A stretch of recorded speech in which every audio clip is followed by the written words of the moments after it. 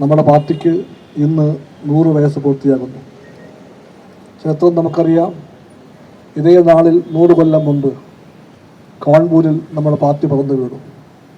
ആ പാർട്ടി പിറവിയുടെ സംഘാടക സമ്മേളനത്തിൻ്റെ സമിതിയുടെ അധ്യക്ഷൻ ഹസ്രത്ത് ബുഹാനി എന്ന ഒരു മഹാനായ മനുഷ്യനായിരുന്നു.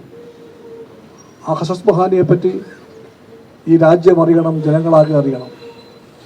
ഹസ്രത്ത് ബുഹാനി 1921 കോൺഗ്രസ് പാർട്ടിയുടെ അലഹബാദ് സമ്മേളനത്തിൽ പൂർണ്ണ സ്വരാജിൻ്റെ ആശയം പറഞ്ഞ കോൺഗ്രസ് പ്രവർത്തകനായിരുന്നു.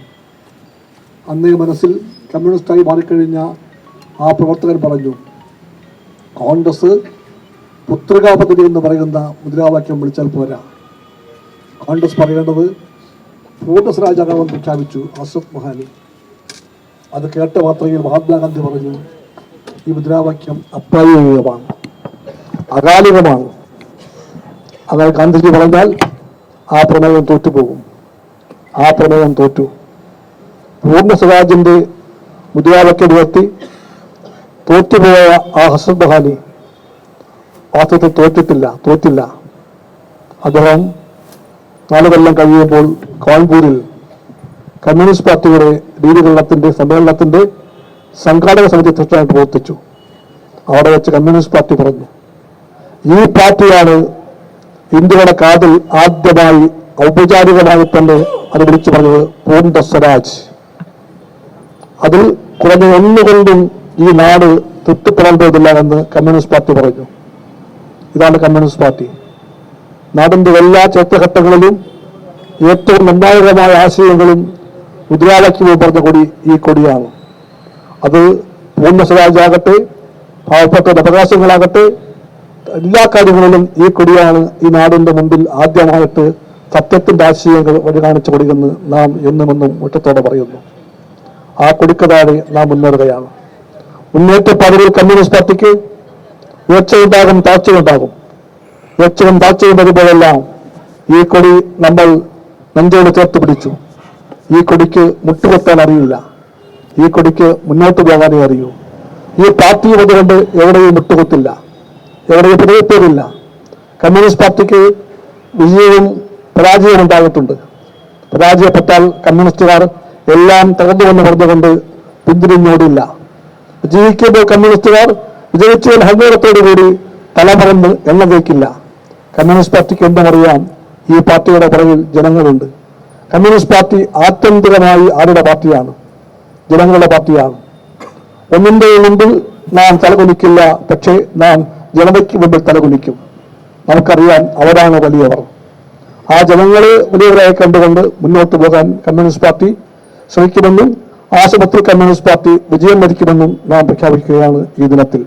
ഇന്ത്യയിലെമ്പാടും കയ്യൊരു കൊല്ലം നടക്കുന്ന ആഘോഷങ്ങൾക്ക് ഔപചാരികമായി സമാപനം ഉണ്ടാകുന്നത് ഇന്നല്ല, അത് കമ്മത്ത് വെച്ചായിരിക്കും.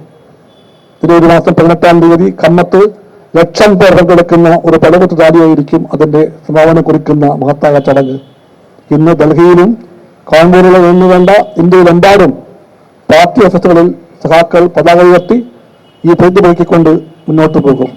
കേരളത്തിൽ കമ്മ്യൂണിസ്റ്റ് പാർട്ടിക്ക് അറിയാം ഇന്നത്തെ രാഷ്ട്രീയ കലാപത്തിയുടെ എല്ലാ യാഥാർത്ഥ്യങ്ങളും.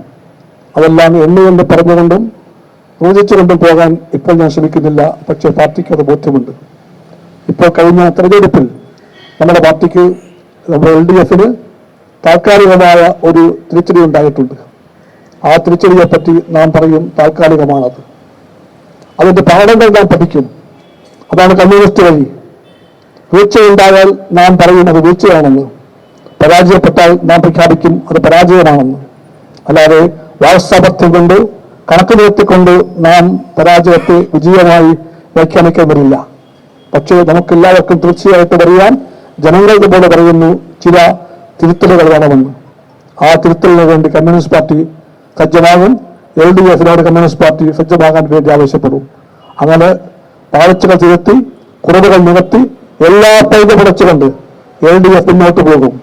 LDF ആയിരിക്കും നാളത്തെ കേരളത്തിന്റെ ഭാവിയെന്ന് നാം ഉറപ്പിച്ച് വിശ്വസിക്കുന്നു. അതുകൊണ്ട് ഏതാനും മാസം കഴിഞ്ഞ് വരാനിരിക്കുന്ന തെരഞ്ഞെടുപ്പിൽ LDF-നെയും കമ്മ്യൂണിസ്റ്റ് പാർട്ടിയെ വിജയിപ്പിക്കേണ്ട പ്രവർത്തനങ്ങളിൽ നമുക്കെല്ലാം നമ്മുടെ എല്ലാ പങ്കും നിറവേറ്റേണ്ടതുണ്ട്. കമ്മ്യൂണിസ്റ്റുകാർക്ക് വിശ്രമിക്കാൻ അവകാശമില്ല, നാം പിന്നോട്ട് പോവുകയുമില്ല. അതുകൊണ്ട് വിശ്രമം മാറ്റിവെച്ചുകൊണ്ട് അപങ്കുരം ജനതയെ റവയെ കണ്ടുകൊണ്ട് അവർക്കിടയിൽ ജലത്തിലെ മത്സ്യം പോലെ ജീവിച്ചുകൊണ്ട് നാം മുന്നോട്ട് പോകുമെന്നും നാം വിജയം വരിക്കുമെന്നും പ്രഖ്യാപിച്ചുകൊണ്ട് നമുക്ക് നമ്മുടെ പാർട്ടിയുടെ 100ാം വാർഷികത്തിൽ പ്രതിജ്ഞ പുതുക്കാമെന്ന് മാത്രം പറഞ്ഞ് ഞാൻ ചുരുക്കട്ടെ. സഖാക്കളെ മുന്നോട്ട്. ലാൽ സലാം.